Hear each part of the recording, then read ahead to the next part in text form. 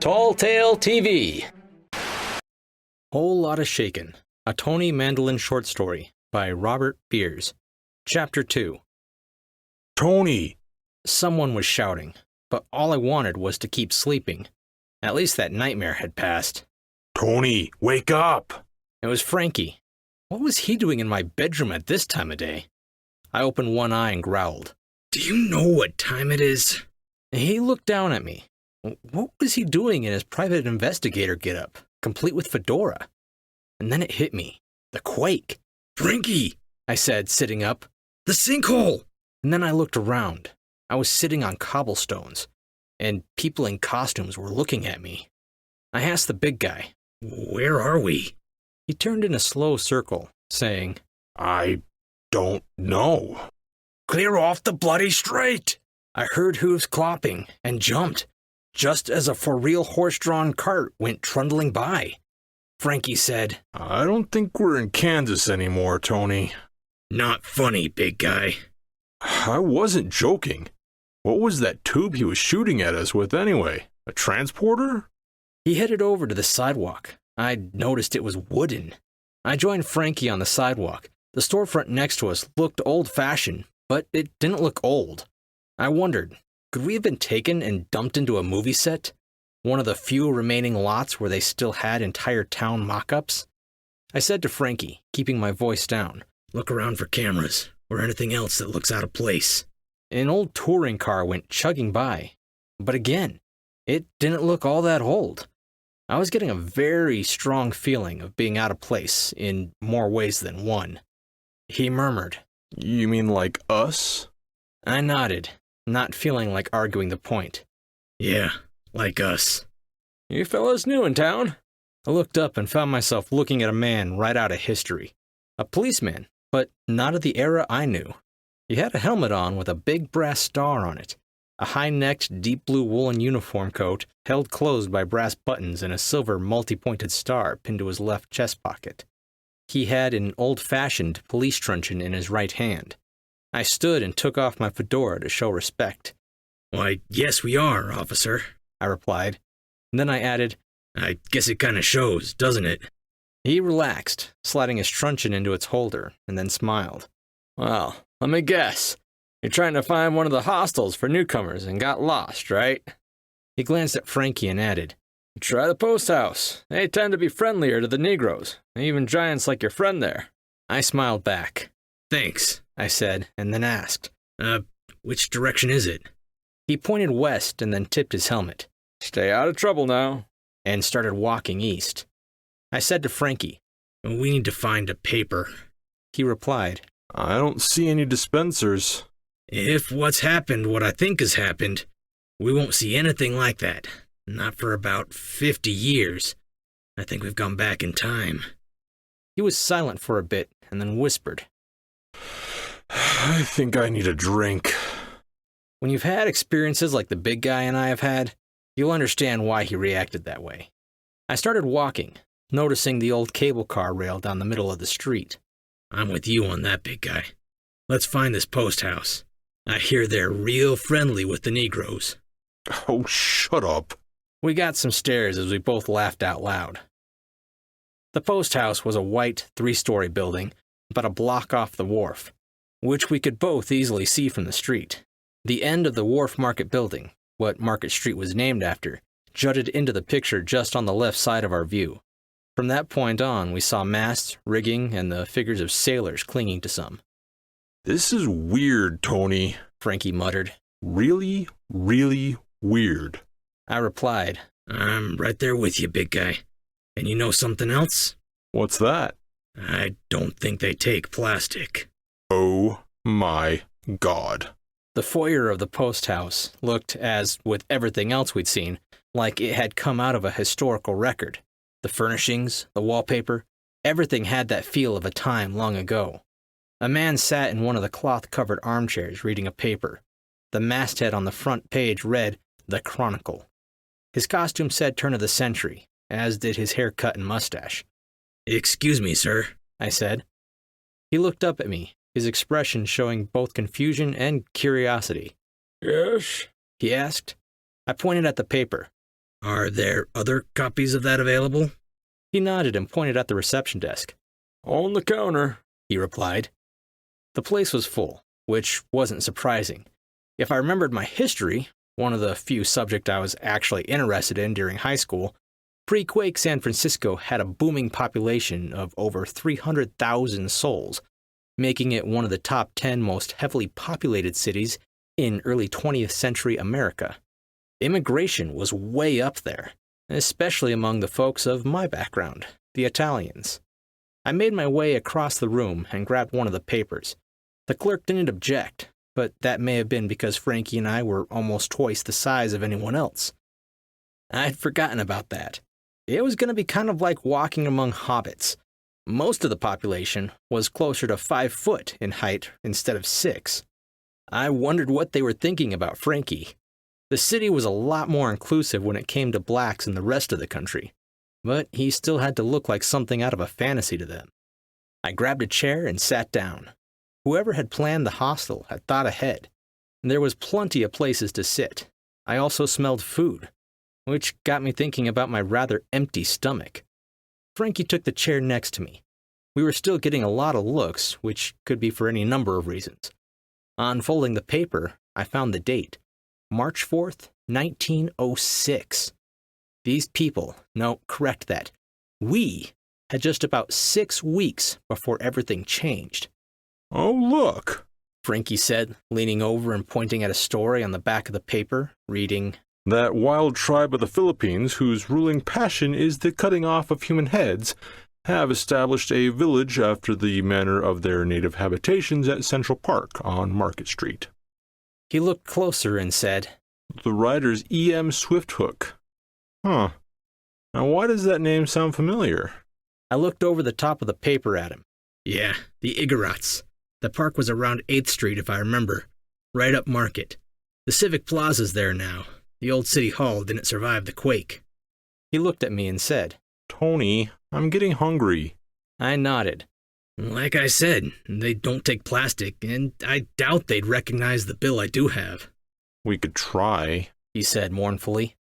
I pulled out my wallet and removed a $20 bill. Then I said, Wait here, I've got an idea. There was another bit of obscure San Francisco history I'd remembered. He shrugged. Olé. The clerk was a young man with flaming red hair and mutton chops.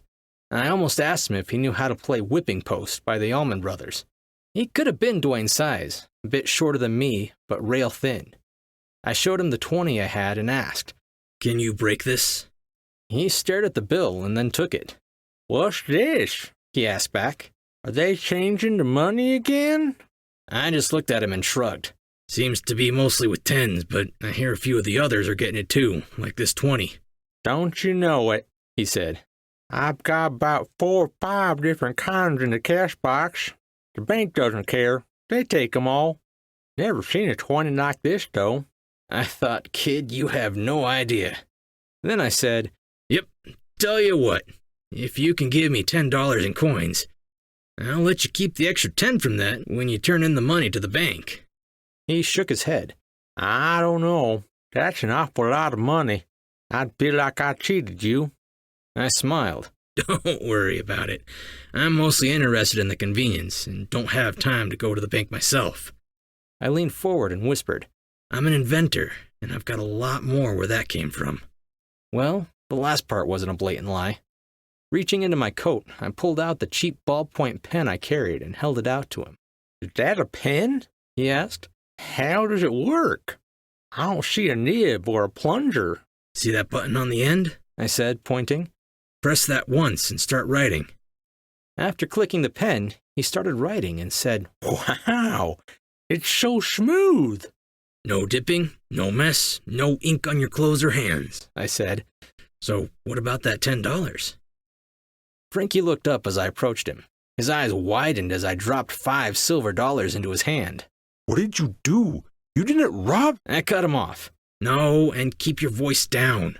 I made a trade, a new 20 for those old coins. Tony, Frankie murmured. What if we change the future without knowing it? Those 20s have stuff even the 1960s don't know about. I remember this story about the butterfly effect. And I've seen the movies. They don't end well. Frankie, I replied, do you want to eat or not? A good portion of the San Francisco waterfront before the '06 quake was relatively unchanged from its Barbary Coast days. Saloons and restaurants and dance halls dotted the landscape. And just like modern day, a good portion of the crowds could be a bit on the rough side. Unlike the modern day, just as on Market Street and on our way to the hostel, Frankie and I outmassed most of the crowds by about 100 pounds or more. A lot more where the big guy was concerned. Mostly, we just got stared at. But at the first place we stepped into, Frankie's skin tone almost got us mobbed. Get that trash out of here. We don't serve jungle bunnies. Frankie growled. Who said that? I looked around. The bar was crowded, as all the ones we'd passed had been. You could hear the slap of the waves, gulls crying and a few sea lions yelping from the bay just out the back door. Most of the patrons had the look of sailors and dock workers, short with heavy shoulders, knit caps and thick woolen coats. A lot of them had knives strapped to their legs, and I saw several hilts sticking up out of boots and stockings. A few of them had blades in their hands, and we were not getting friendly stares. Not now, big guy, I whispered. Changing the future, remember? But they said... I grabbed his arm. We can't take any chances. Come on. Let's try a place not so close to the docks. We did and didn't get any more success than the first one. As we were walking past a boozer with ruckus piano music coming out of it, a guy in a cowboy hat and wearing a duster plowed right into Frankie. Damn it! He swore and backed up. He was tall for this time, about my height. He stared at Frankie. What in the hell are you? Frankie said. I'm new in town. Sorry if I got in your way.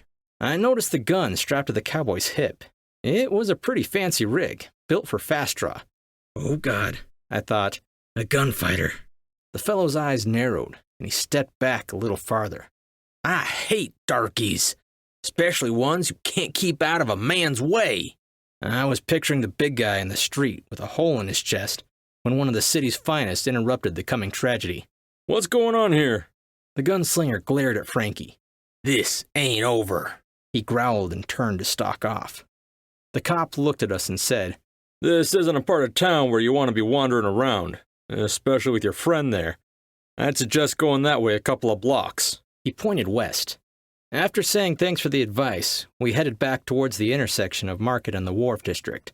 That was a real gunfighter, Frankie murmured. I nodded. I know. I wonder if I could take him, Frankie mused. What? I blurted. Are you out of your mind? This is not a video game, Frankie. He nodded back, saying, Oh, I know that, Tony. But remember when we had that Castro Theater revival of Annie Get Your Gun? I played the quick draw character. Well, I had to practice, and I got pretty good. Some said I was almost as fast as Bob Munden. He paused. Even if I really don't like them. That was true. When we were working, the big guy preferred to use his nightstick, or hands. I didn't have an answer for that one. The last thing I needed was for the big guy to get a reputation in pre-quake Frisco as a gunslinger. We hoofed it back to Market Street, and Frankie pointed. That's where I want to go. He said it so enthusiastically, I had to see what he was pointing at. The image was unmistakable, towering over its neighbors like a dolled-up matron. The old Palace Hotel was the biggest and gaudiest thing around, over 9 stories high, in a city where 3 was the norm. The Palace was something I should have thought of from the beginning. If information was needed, I'd more than likely find it there. And besides that, with its cosmopolitan atmosphere, even Frankie and I, dressed like a certain PI who wouldn't show up for another 30 years or more, might just fit in.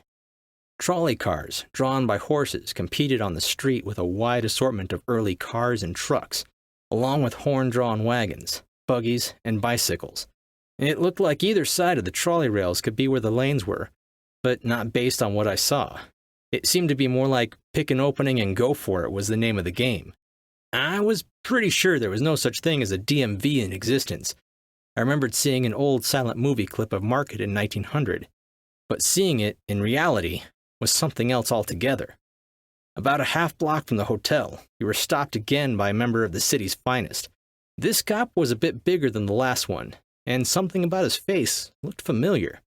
He was another redhead with bright blue eyes. I was betting he was Irish, as they tended to either head into law enforcement or law breaking back then. Now where's a couple of fine strapping lads like you going, huh? Bingo! Nailed it. About as Irish as they come.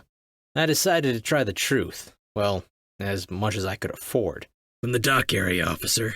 We're new in town and thought we'd try the palace.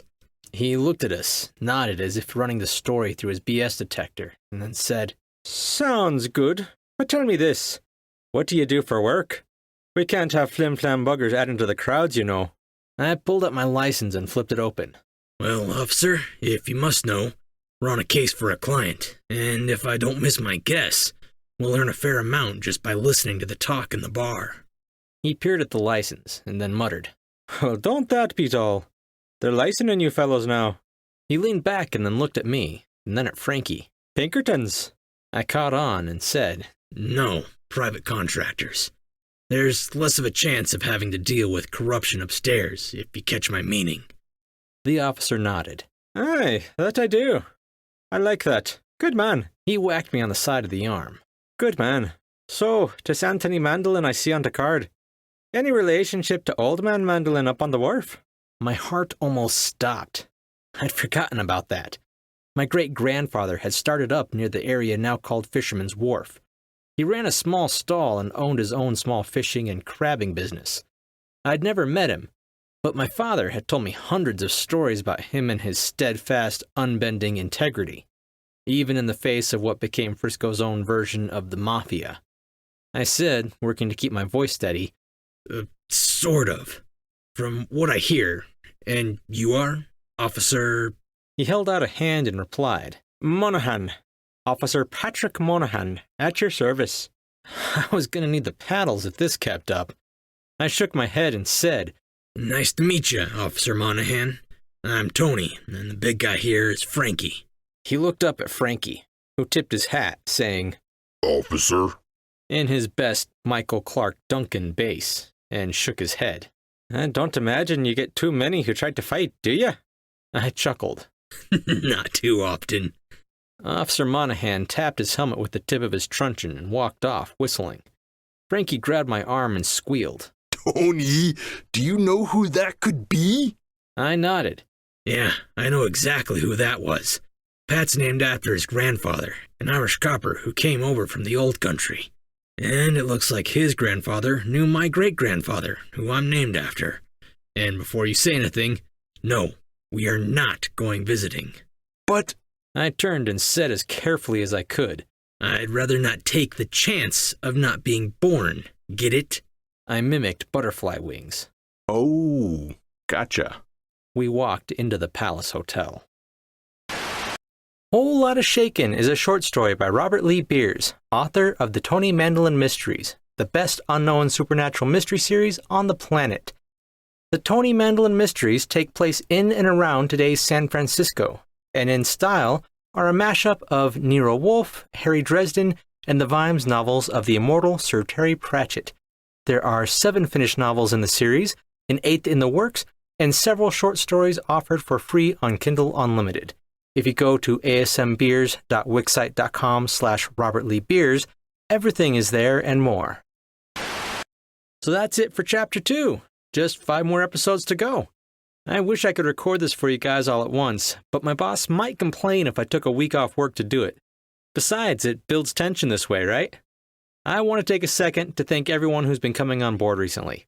The number of subscribers has doubled in the last week and a half, and the outpour of support has been amazing. And to all the new writers who've been submitting, you guys are awesome. We've got some really cool stories coming up. If you like this chapter, make sure to subscribe so you don't miss the next one. I'm Chris Herron, and that's it for today's Tall Tale TV.